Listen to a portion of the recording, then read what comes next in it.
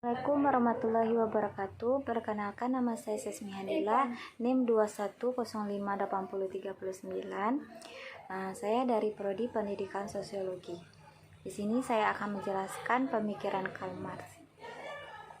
Baiklah, Karl Marx adalah seorang tokoh yang melandasi pencetus perubahan pada sebuah masa yang memiliki paham kapitalisme, di mana paham ini menempatkan masyarakat yang memiliki modal dan uang untuk menguasai produksi industri, perekonomian dan pertanian menjadi masyarakat yang memiliki tempat tersendiri dan berada di tingkat yang lebih baik ketimbang masyarakat dengan keadaan sebelumnya.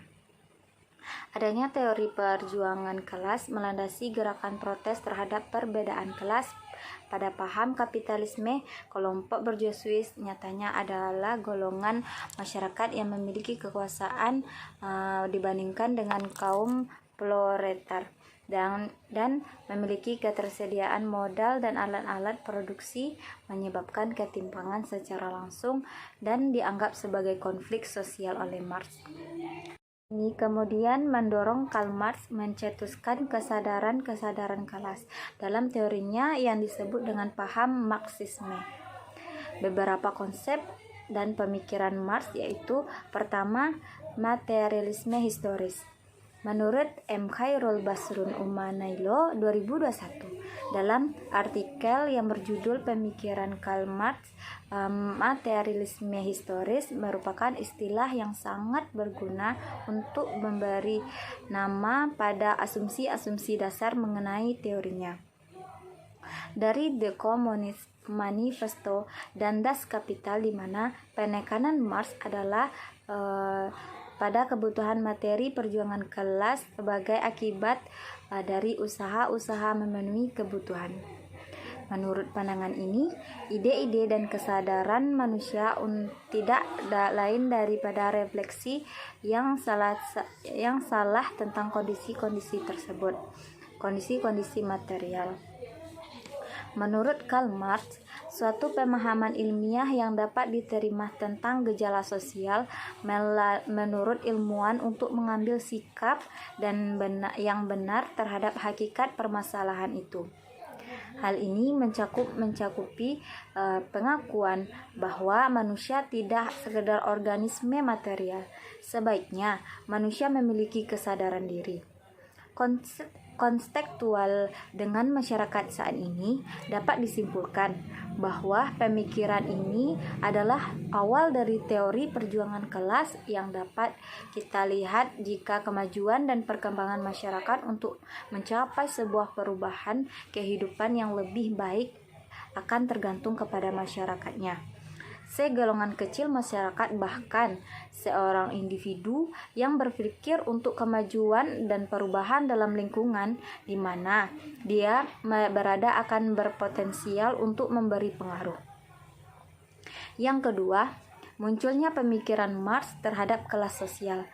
Teori kelas sosial Marx ini dapat diartikan sebagai masyarakat kapitalis terdiri dari 3 kelas, yaitu kaum buruh. Mereka hidup dengan upah. Yang kedua, kaum memiliki modal, hidup dengan laba. Dan para tuan tanah, hidup dengan rente tanah. Adanya pemisahan kekuasaan ini menimbulkan sebuah perdebatan. Adanya pemisahan kekuasaan ini menimbulkan suatu perdebatan dan pemisahan kekuasaan antara masyarakat kelas atas dan kelas bawah. Detik kemudian, masyarakat yang dianggap sebagai pekerja dilakukan dengan tidak manusiawi. Mereka bekerja dengan mendapatkan upah yang rendah, padahal di sisi lain kita melihat hal ini bukanlah menjadi pilihan hidupnya. Namun tuntutan keadaan dan latar belakang mereka lah yang menyebabkan. Dan berdasarkan teori ini dapat kita lihat jika misalnya tidak ada pemikiran untuk mengubah situasi, maka secara keturunan masyarakat kaum buruh akan selalu menjadi kaum yang di bawah dan tidak akan bisa naik kedudukannya menjadi lebih baik.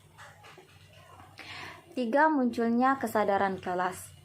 Permasalahan kesadaran kelas adalah sebuah masa di mana yang dimaksud kesadaran kelas itu sendiri menurut Marx seperti suatu kesadaran subjektif akan kepentingan kelas objektif yang memiliki bersama orang-orang lain dengan posisi yang berupa dengan sistem produksi. Konsep kepentingan mengacu pada sumber-sumber material yang aktual yang diperlukan untuk memenuhi kebutuhan dan keinginan individual. Pengaruh mengakibatkan kurangnya kesadaran penuh akan kepentingan-kepentingan kelasnya sendiri. Selain mengakibatkan kekurangan kesadaran penuh terhadap kepentingan-kepentingan kelas, batas-batas tidak lanjut dan konsekuensi terhadap apa yang dicetuskan sebelumnya bahwa masyarakat terdiri dari kelas-kelas yang mendasari terbentuknya kesadaran. Kesadaran ini akan muncul dengan sendirinya ketika menyadari harus ada sebuah perubahan yang lebih. Selanjutnya, dalam konstekstual pada saat sekarang ini, yaitu model pembelajaran konstekstual ini dinilai sangat cocok digunakan pada saat masa pandemi COVID-19 karena pelajaran konstekstual adalah konsep belajar yang membantu guru mengkaitkan materi dengan dipelajari siswa dengan situasi dunia nyata dan mendorong siswa untuk membuat hubungan antara pengetahuan yang dimilikinya dengan penerapannya dalam kehidupan sehari-hari. Kegiatan belajar mengajar di mana pandemi membuat siswa merasa sangat terbebani, di mana guru hanya menampilkan materi melalui video YouTube atau melalui WhatsApp tanpa menjelaskan lebih dahulu. Guru hanya memberikan tugas saja tanpa memikirkan apakah siswa itu mampu memahami materi yang disampaikan. Dan dari sinilah siswa merasa bahwa kegiatan belajar selama pandemi kurang bermakna. Padahal guru dapat mengkaitkan pembelajaran dengan kehidupan nyata siswa. Tidak sesuai dengan mata pelajaran dapat disampaikan secara daring, misalnya mata kuliah pelajaran IPA, IPS, dan matematika.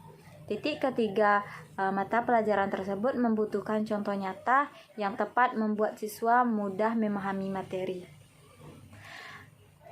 Kepelajaran secara konseptual ternyata berdampak positif khususnya bagi siswa karena pembelajaran lebih bermakna dan siswa lebih mudah memahami materi sehingga materi yang disampaikan guru tidak mudah dilupakan. Selain berdampak positif tidak terhadap siswa, pembelajaran konstekstual juga berdampak positif untuk guru karena guru tidak akan merasa kesulitan dalam menyampaikan materi. Pada siswa, guru bisa mengkaitkan materi dengan situasi dan kehidupan sehari-hari mereka. Selain itu, pembelajaran akan lebih menyenangkan dan kegiatan pembelajaran pun akan efektif. Sekian yang dapat saya sampaikan. Assalamualaikum warahmatullahi wabarakatuh.